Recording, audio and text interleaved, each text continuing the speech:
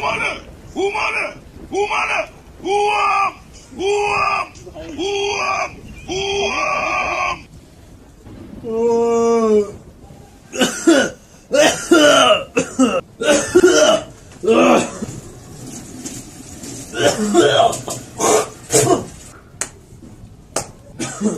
الحمد لله. فتح عليم يا رزاق. استغفر الله. انت لسه نايم؟ قوم يا ابني، الساعة بقت 6:30 الصبح.